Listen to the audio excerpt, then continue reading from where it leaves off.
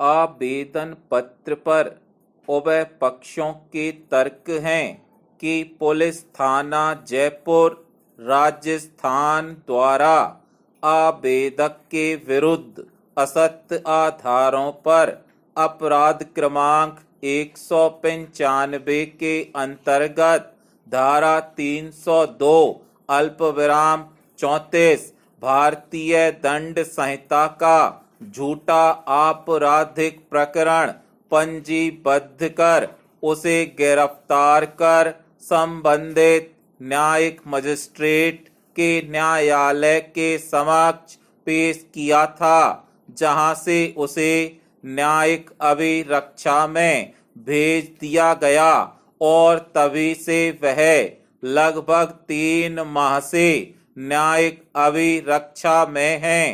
पूर्णराम आवेदक का यह प्रथम नियमित जमानत आवेदन पत्र है तथा प्रकरण उपार्पण उपरांत लंबित होकर सत्र प्रकरण के रूप में वर्तमान न्यायालय में विचाराधीन है, जिसमें आगामी पेशी उक्त दिनांक को साक्ष्य हेतु नियत है।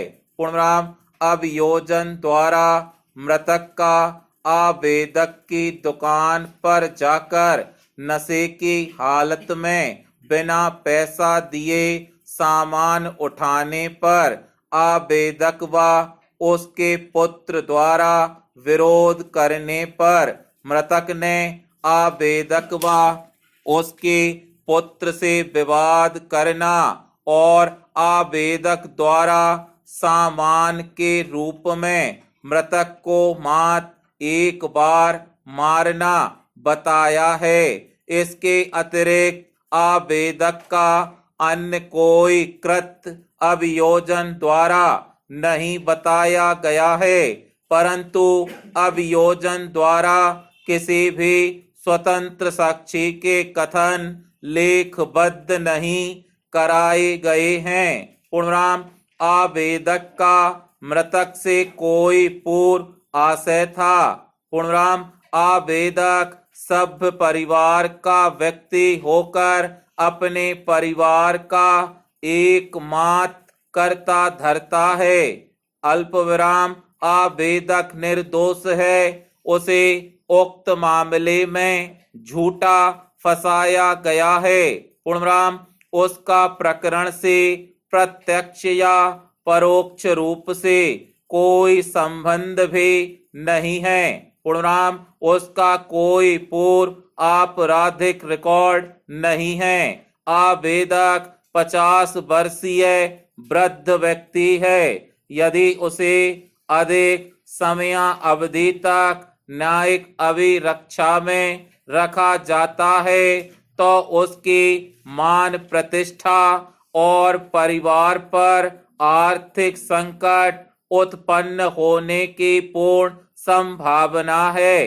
पूर्णराम आवेदक उचित प्रतिभूति प्रस्तुत करने हेतु तत्पर है।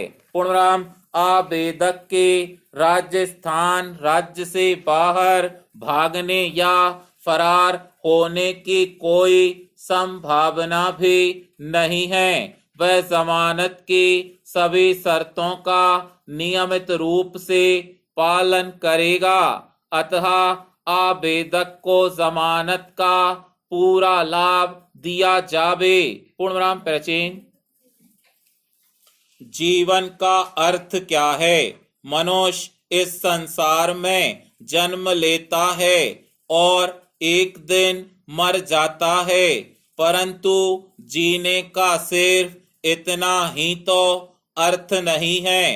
पूर्णराम हम सब सृष्टि, दृष्टि, मस्तिष्क और हृदय के बीच सहज संभाव्य ढंग से निरंतर तैरते रहते हैं।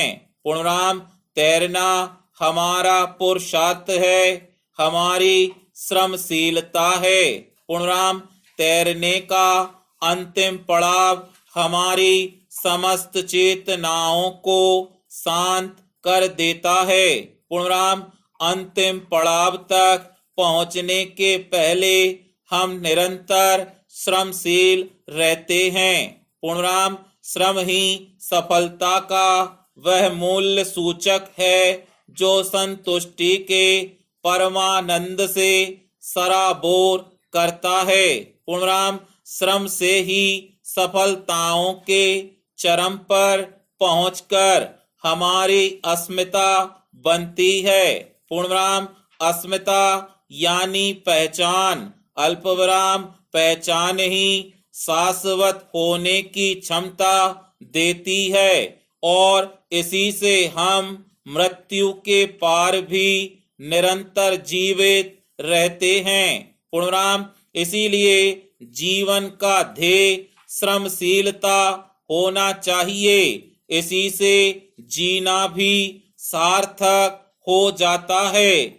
और मरना भी। पूर्णराम, स्टॉप।